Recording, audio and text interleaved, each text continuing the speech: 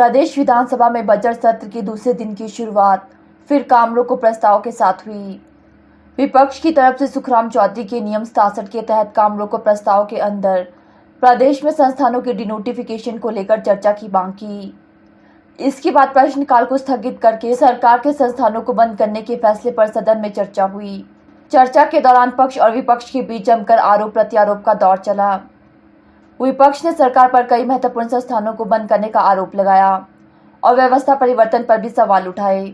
जवाब में मुख्यमंत्री सुक्खू ने कहा कि भाजपा के नेता तर्की पर बहस नहीं कर रहे हैं। उन्होंने कहा कि विपक्ष नेता केवल भाषणबाजी करने का आरोप लगाया।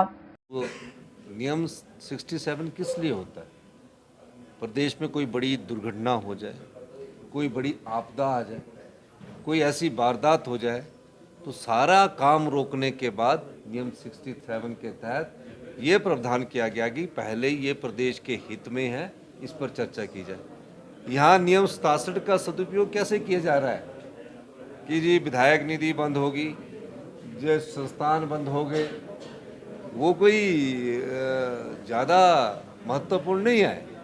संस्थान खुले थे, संस्थान जो बंद हुए हैं वो भी जब लेके आना था तो उनको बताना चाहिए कि इस संस्थान में इतने सरकारी कर्मचारियों को हमने नियुक्ति की है, इतने डिस्टेंस पर है, इतना बजट सैंक्शन किया है, इसको आप बंद नहीं कर सकते। हम भी इस बात पर गौर करते, कुछ नहीं लाए।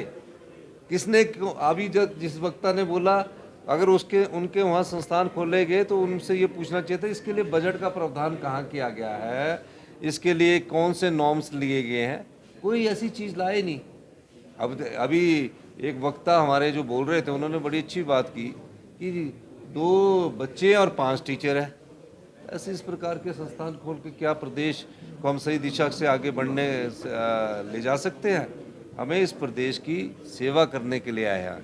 हमने कई बार कहा है हम सत्ता सुख के लिए नहीं आए, हम व्यवस्था परिवर्तन के लिए आए हैं और व्यवस्था परिवर्तन की दिशा में हमारी सरकार और आगे बढ़ रही है। बहुत बहुत धन्यवाद। चंबा डिस्ट्रिक्ट में होली में 2.5 करोड़ की लागत से 2 महीने के अंदर वैली ब्रिज बनाया है। ये व्यवस्था परिवर्तन है। तो उसका भी शुभारंभ हमने अभी वीडियो कॉन्फ्रेंसिंग के द्वारा किया।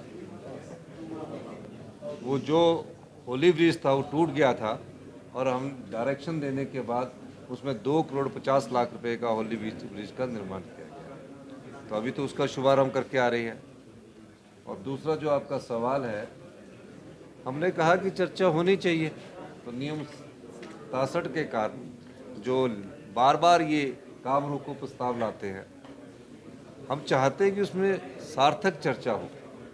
लेकिन मुझे लगता है कि भाषण के अलावा अभी तक जिन भी वक्ताओं ने भारतीय जनता पार्टी के बात बोला है उसमें कोई तर्क के साथ अपनी बात नहीं रखी है।